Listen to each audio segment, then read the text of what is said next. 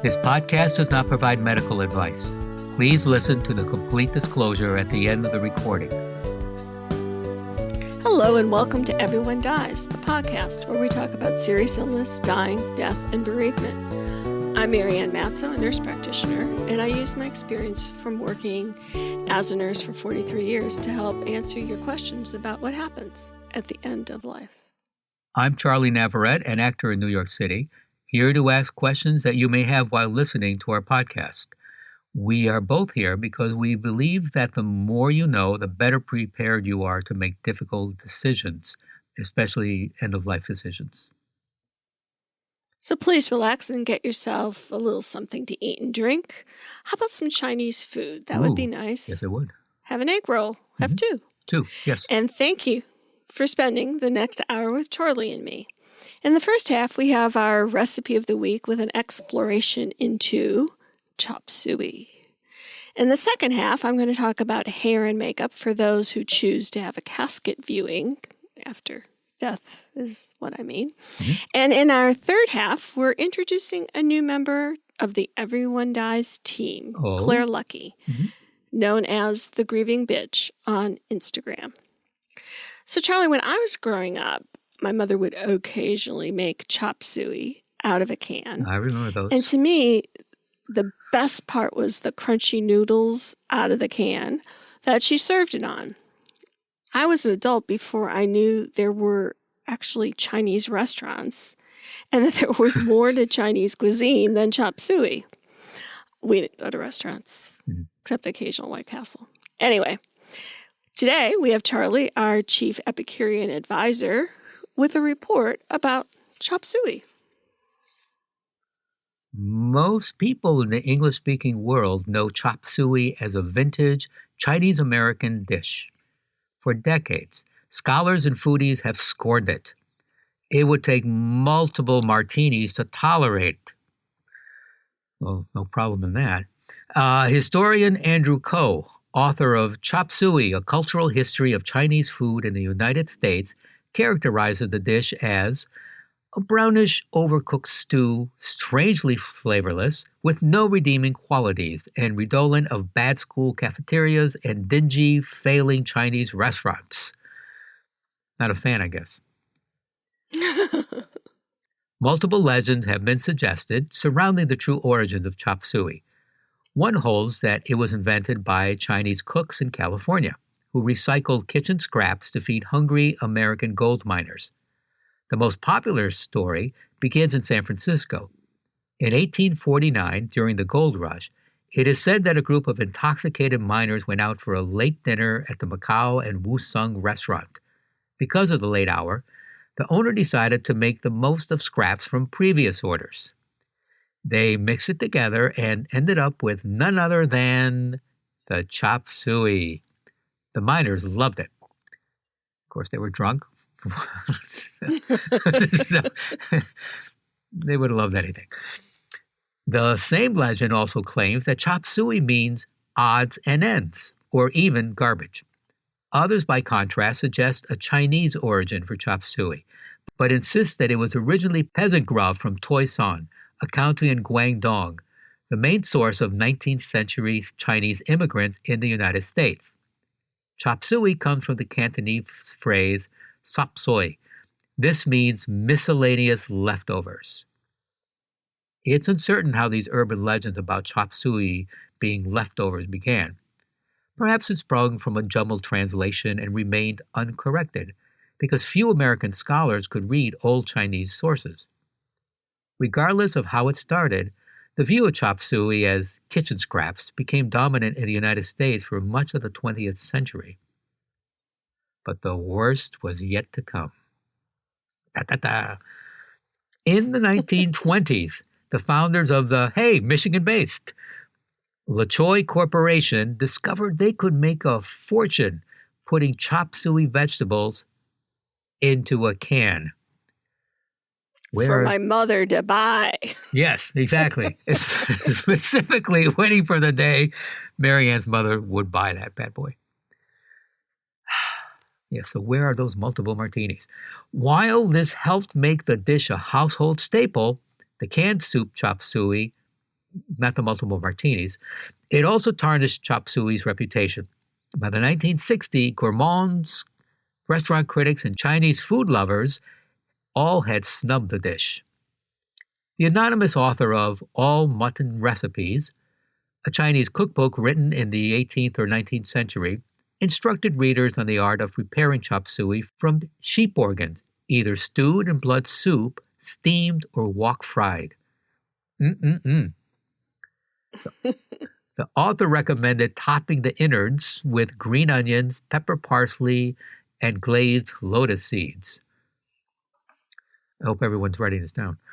If you are wondering whether gourmet chop suey will appear on menus in America anytime soon, I'm not. Don't hold your breath.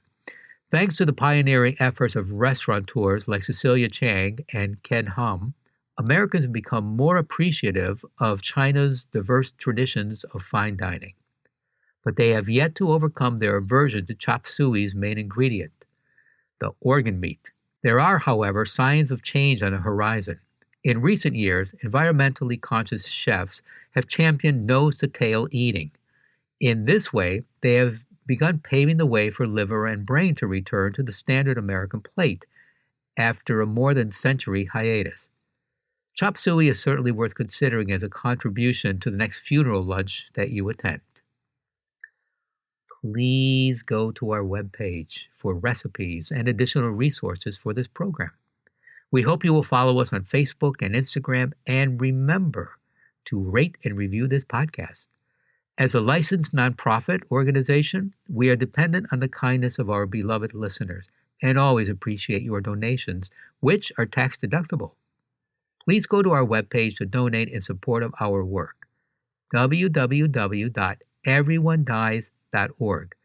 That's every, the number one, dies.org. Thank you, Charles.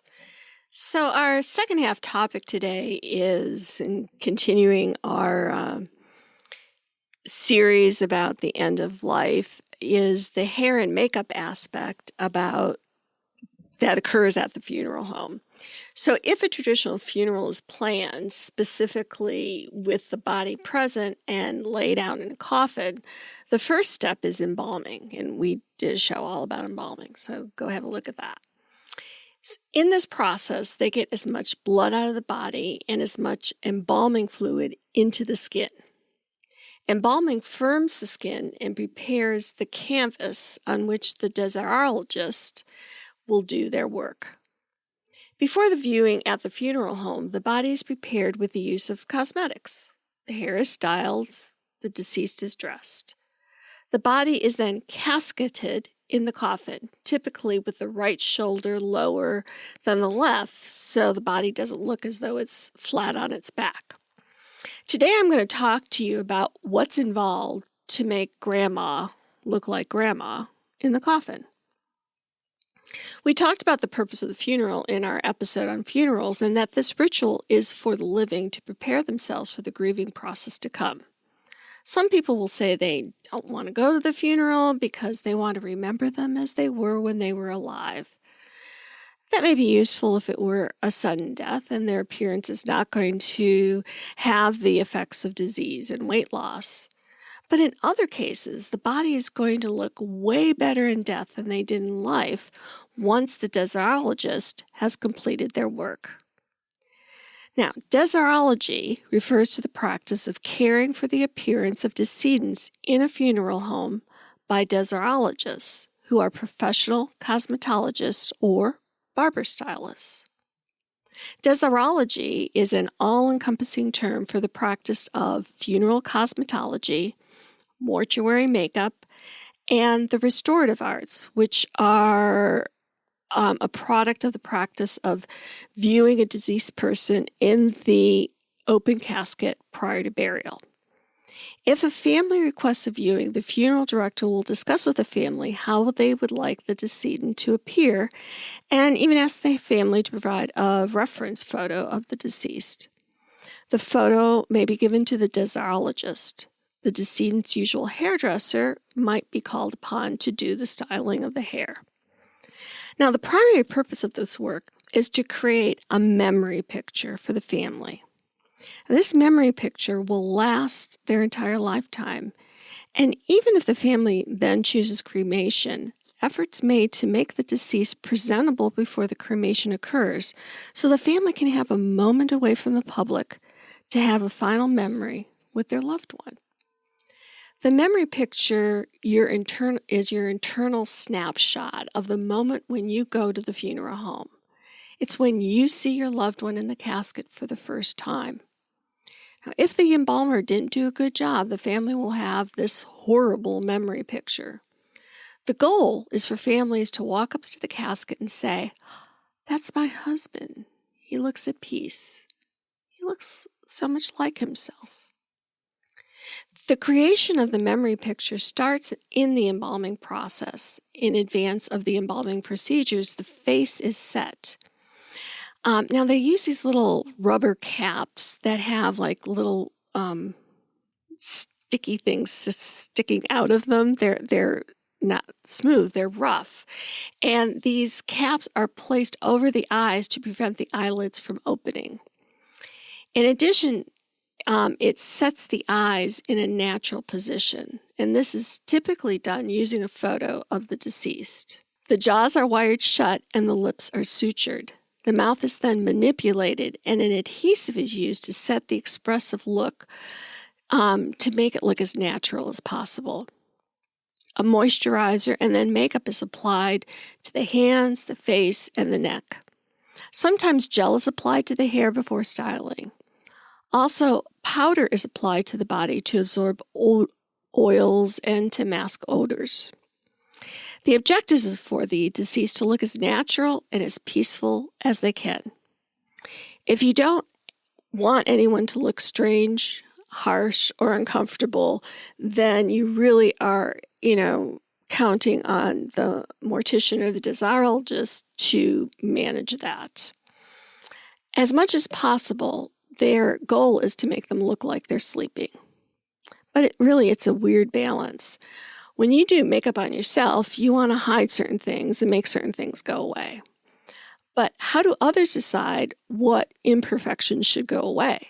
They have to be careful about what they take away because you can get in a lot of trouble with a family. You want to give them their color back and have them look like themselves, but you don't want them to look heavily made up.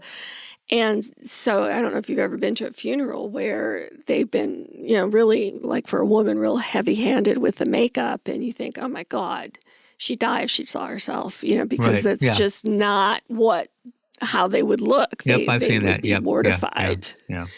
So that communication with the desairologist is really important. So then the desairologist, to be a desairologist, you have to take courses in things like shampooing of the deceased hair cutting in ergonomically challenging conditions, color restoration, wig care and hair replacements, identifying hairstyles and parting, the anatomy and physiology of the deceased, the chemical makeup of hair, skin, and nails after death, and the embalming process. Some desairologists will do the decedent's makeup with products from their own makeup bag, and some will place the makeup bag in the casket with them so they can, quote, have their makeup in their afterlife. There are makeup products that are made for the mortuary, but unlike conventional cosmetics, these are designed, so traditional makeup is designed to be on a body that's 98.6 degrees, right? Mortuary cosmetics are formulated to work best at room temperature or below. Okay. So that makes a difference. Mascara is typically used to add volume. Eyelashes will help, the eyes to stand out, and the black of the mascara will help that too. They'll use pencil in the eyebrows to give it some life, and if the person used eyeliner when they were alive, then they'd also apply that. For the lips, they tend to use just regular lipstick and lip glosses. Every funeral home has a random lot of makeup. Some have like a bucket from things the family have brought in, and it can't be given back, so it goes in the bucket and they can use it for other people. Lips are kind of hard to do because the embalming process can make the lips look really thin or look like you've lost your lips altogether, and so then it's hard to have any place to put the lipstick. If the body's been damaged in areas of the face, neck, head, or hands, or the body suffered from a degenerative disease, cosmetic reconstruction is sometimes necessary. The restorative art aspects of mortuary science is chiefly concerned with aesthetics. The embalmer will use wax or plaster or cotton and other materials to return the person's face and body to their earlier form. Plaster of Paris or wax is frequently used to reshape damaged areas. It's the belief in the funeral industry that seeing the deceased restored to their natural appearance helps a grieving family achieve closure. They, of course, can make no promises that the person will look exactly like they did, but they're going to do their best. And the best compliment they can get is that grandma looks like grandma. I remember when my mother, who died a couple of years ago, it was just what you were describing. I mean, the folks at the funeral home, did a nice job with the makeup, and it looked like her. Mm-hmm. For lack of any scientific way of saying it. I mean, it looked like her, like she was, nice and peaceful and in repose, which my dad especially appreciated. He liked. Yeah. Yeah. What did he say? Something like, it looks. He said it's something like it looks like your mother. Mm-hmm. Which I found interesting because then he realized she was dead, but he didn't. I don't know. Somehow he separated the two. That she has died, but she still looks good in death. Something along those lines. But yeah. That's always sort of the classic thing when I've gone to funerals in my family is like, oh, she looks so good. It's right. Like, yeah. Like it's just the thing to say. I can't imagine like, oh God, she looks like crap. I mean, who would say that? I wouldn't ever. Well, at least not at the funeral home, maybe afterwards. At least not out loud. Or at least, yeah. I may thunk it, but yes, not say it. So with that, as Marianne mentioned, Claire Lucky, who goes under the name Grieving Bitch on Instagram, has joined the Everyone Dies correspondent team. At age 32, and only 5 months into her marriage, her husband did not recognize her when she arrived home from work one day. He was diagnosed with stage 4 glioblastoma, which is brain cancer, in February of 2020. Claire was his caregiver until his death in June of 2021. To begin to cope with this loss and trauma, she channeled her sense of humor and inner bitch by creating the Grieving Bitch account on Instagram. Claire is sharing her grief journey and life challenges as a 34-year-old widow living in New York City with Everyone Dies in a regular third half segment. Please join us in welcoming Claire and her first third half segment with Marianne. Hi, I'm here with Claire Lucky, who has an Instagram account called Grieving Bitch. And I was reading her memes and reading her notes one day, and I thought, this woman is not only funny, she's very smart, and she's gone through a horrific experience, and she's processing it in the way that she knows how, which is through her Instagram account and through her humor. So I got in touch with her, and she agreed to be our guest. I guess she's joining the Everyone Dies family. So she'll be with us twice a month doing chats about her life. And so Claire, welcome to Everyone Dies. Thank you for having me. As usual, it's very bittersweet to be a part of a grief support group, but I'm happy to be here. It's so great that you have used your experience to reach out and to help other people. And I really appreciate the courage that it takes for you to do that, because it's grieving is the hardest work that we'll do. I think that's probably true. And you're kind of grieving out loud. So that's courageous. To give you the backstory, I'll give you kind of our listeners, the Reader's Digest version, and then we'll go into more of the details with Claire. Claire was dating a man named Matt, and in 2017, he was diagnosed with brain tumor stage 3. And they did treatment, and he got better. They got married in 2019. And then in February of 2020, 3 tumors showed up on the MRI. He went through surgery, chemotherapy, and he was pretty stable until October 2020, when, again, on a scan, they saw that tumor had doubled, and resulting in him having trouble being able to move.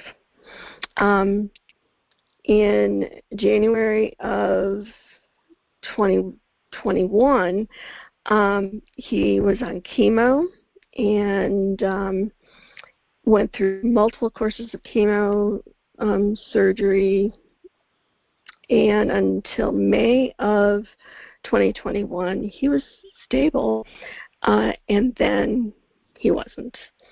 He went into hospice in May of 2021 and died June 21st of 2021. Did I get all of that right, Claire? I would say so. That's pretty comprehensive. Well, and it's a horrifically heartbreaking and sad story. And when he was diagnosed with those 3 tumors, that was, 5 months after you guys got married? Yes, it was. It was 5 months later, so we were newlyweds. We were in a stage of preparing a life together, and we were planning on, where we would live and what our jobs would look like and what the future was. And what did you think that future was going to be for you guys? I felt like we were going to have the white picket fence marriage. I thought we were going to move to a nice house on Long Island by the water, and we were going to consider having children at some point, maybe a dog, and just enjoy our time. Mm-hmm. And as you went through his illness and through his death, at what point did you decide that you were going to start your Instagram program? I remember it was during the holidays after I lost Matt, and I had taken a few weeks off of work, and I found myself needing some sort of connection. And it dawned on me that throughout Matt's illness, I was very isolated because it was during a COVID time. So I found myself reaching out on social media. And that's where I felt like my energy was best placed. And I just happened to I happened to use Instagram to find other people that might have been going through what I was going through. And there were not a lot of Instagram accounts dedicated to what it's like being a widow at a young age. Mm-hmm. So the Instagram handle, Grieving Bitch, happened to be available. And I thought, wow, this is a really great opportunity. And I wanted to, I suppose, get in touch with humor, because that is a coping mechanism I've used my whole life whenever something traumatic has happened to me. So I thought I would like to show the snarkier side of what it's like to be a widow, with the hopes of drawing people in and then sharing my story and amplifying what that's like to lose someone at a very young age.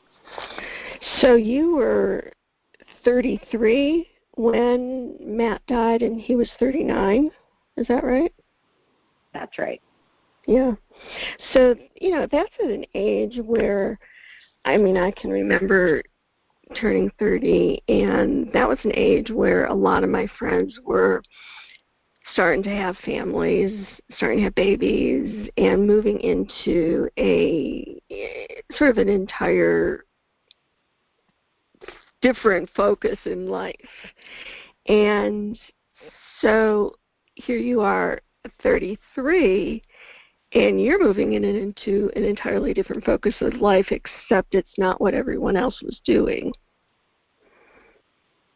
That's a great point. I was looking around at my group of friends. Everybody was getting married and having babies. I was looking around at my coworkers who were even decades older than me. They had no idea what I was going through and no idea what to say to me. I was in support groups for loss of spouse. No one was anywhere close to my age, and I felt isolated. And I think that's also what put me on to social media was I needed somebody else. I needed validation. I needed someone to hear me, and I needed a dialogue.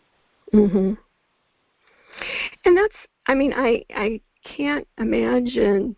I can imagine, but how difficult that is to be sort of the only kid who's doing whatever. It's sort of like as we grow up, it's like, well, all the other kids are having babies, or all the other kids are, doing this, or, at my age, all the other kids are getting, Medicare.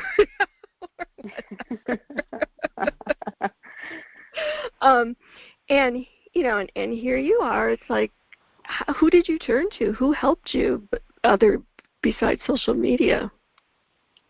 My therapist, first and foremost. I'm proud to say I'm most likely her number one client and number one source of income. I saw her multiple times a week. I do have to say my father stepped in big time.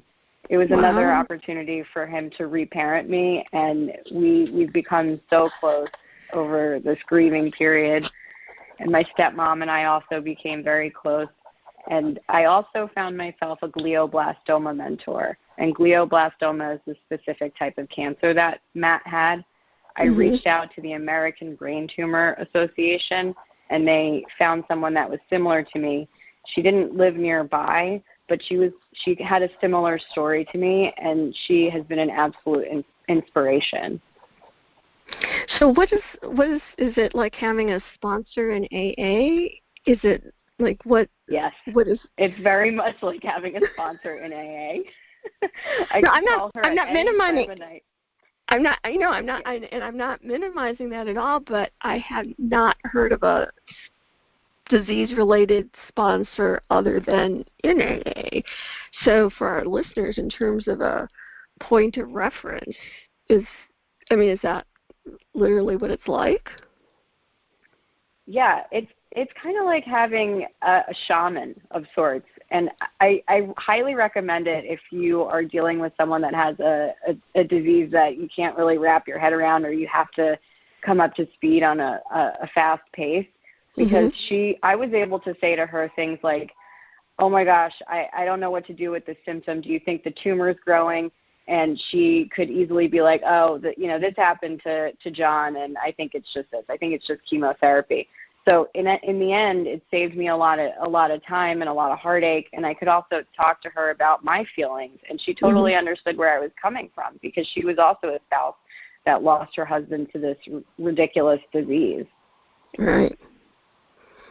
Okay. Well, I think that is it just the glioblastoma groups that have these kinds of mentors? Do you know? The American Brain Tumor Association has mentorship programs for, I think, every flavor, so to speak, of brain cancer. But if you are being treated, or if your loved one is pursuing treatment at a cancer center, they are likely to have a mentorship program for a caregiver, or they will probably be able to match you up with a group that can help you. Okay.